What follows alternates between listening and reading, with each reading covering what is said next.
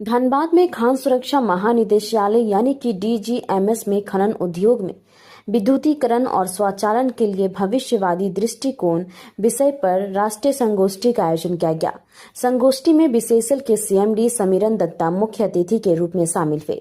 वहीं CSIR CIMFR के निदेशक प्रोफेसर अरविंद कुमार मिश्रा और सीसीएल के सीएमडी नीलेंदु कुमार सिंह वशिष्ठ अतिथि रहे। कार्यक्रम की अध्यक्षता खान सुरक्षा महानिदेशक उज्जवल ताह ने की, जबकि कॉन्वेनर अजय सिंह उप महानिदेशक खान सुरक्षा रहे। वहीं कार्यक्रम में देश भर से लगभग 250 प्रतिनिधियों ने भाग लिया। संगोष्ठी का मुख्य फोकस उभरती तकनीकी जैसे बैटरी, इलेक्ट्रिक वाहन, आर्टिफिशियल इंटेलिजेंस यानी कि एआई और इंटरनेट ऑफ थिंग्स यानी कि आईओटी पर रहा। वहीं कॉन्वेनर अजय सिंह ने बताया कि यह संगोष्ठी देश में सुरक्षित, स्मार्ट और टिकाऊ खनन की दिशा में एक महत्वपूर्ण पहल है। खनन क्षेत्र में स्वचालन और विद्युतीकरण से जुड़े नवाचारों एवं विचारों के आदान प्रदान के लिए यह मंच उद्योग विशेषज्ञों, शोधकर्ताओं, नियामकों और पेशेवरों को जोड़ता है। विशेषज्ञों ने माना है कि यह संगोष्ठी खनन उद्योग के लिए अत्याधुनिक तकनीकों की बेहतर समझ और भविष्य की राह तय करने में मील का पत्थर साबित होगी।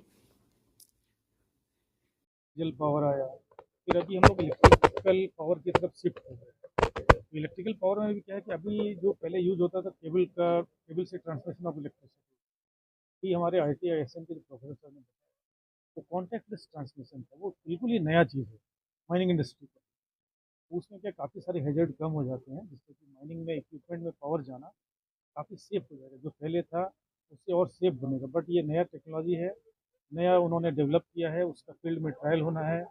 वो सक्सेसफुली यदि इम्प्लीमेंट हो जाता है तो माइनिंग के लिए अब बिल्कुल वरदान होगा। यूज़ हो रहा है, हम लोग जैसे माइनिंग इंडस्ट्री में शिफ्ट कर रहे हैं डीजल से लेके इलेक्ट्रिकल की तरफ में। तो डीजल में क्या होता है कि हमारे जैसे अंडरग्राउंड में काम कर रहे हैं आप, तो वहाँ पे पॉल्यूटेंट जनरेट होता है। मान लीजिए कि आपको कार्बन मोनोऑक्साइड जनरेट होगा, एल्डिहाइड है और H2S है, सल्फर डाइऑक्साइड है, सल्फर डाइऑक्साइड है।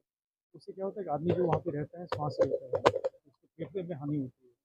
वो सारा ही चीज़ एलिमिनेट हो जाता है यदि हम इलेक्ट्रिकल पावर यूज़ करते हैं लोग, क्योंकि कोई भी गैस जनरेट होता नहीं है। तो आदमी जो भी काम कर रहा है, श्रमिकों के लिए बहुत ही अच्छा है कि उनका स्वास्थ्य बेहतर रहेगा। बिल्कुल ही सारे जितने पोल्यूटेंट हमारे गैसेज हैं उससे बच जाए।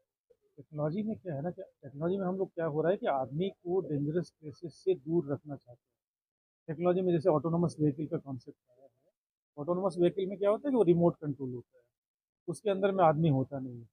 तो जैसे आदमी को हैजर्ड से या डेंजर सिचुएशन से दूर रखेंगे तो हादसे बिल्कुल कम होंगे और आदमी का सुरक्षा जो है दिनों दिन बेहतर होते चला जाएगा। टेक्नोलॉजी बहुत फास्ट चेंज हो रही है, तो बहुत सारे ऑटोमेशन नई नई टेक्निक्स आ चुकी हैं, है ना। और हमारा जो माइनिंग सेक्टर है उसमें बहुत सी ऐसी चीज़ें हैं जो कंपेयर टू अदर सेक्टर, आप जैसे हॉस्पिटैलिटी सेक्टर, होटल्स और ये एविएशन सेक्टर, आपने भी देखा होगा ऑपरेशन सिंदूर में 200 किलोमीटर हम लोग पाकिस्तान के अंदर ऑपरेटरलेस एयरक्राफ्ट जाके उनके बम्बार्डिंग करके आ गए। तो सिमिलर टेक्नोलॉजी, ऐसी बहुत सी टेक्नोलॉजी है जो कि हम लोग माइन में इम्प्लीमेंट कर सकते हैं और ह्यूमन सेफ्टी, मतलब जो लोग मर रहे हैं, बहुत सारे एक्सीडेंट्स हो रहे हैं, तो उसको हम लोग बचा सकते हैं। तो उसी पे जो डिफरेंट टेक्नोलॉजी है उसके ऊपर यहाँ पर हम लोग डेलिब्रेशंस कर रहे हैं, डिस्कशन कर रहे हैं, और जो पॉसिबल होगा टाइम बाउंड मैनर में उसको हम लोग यहाँ माइंस में भी इम्प्लीमेंट करेंगे।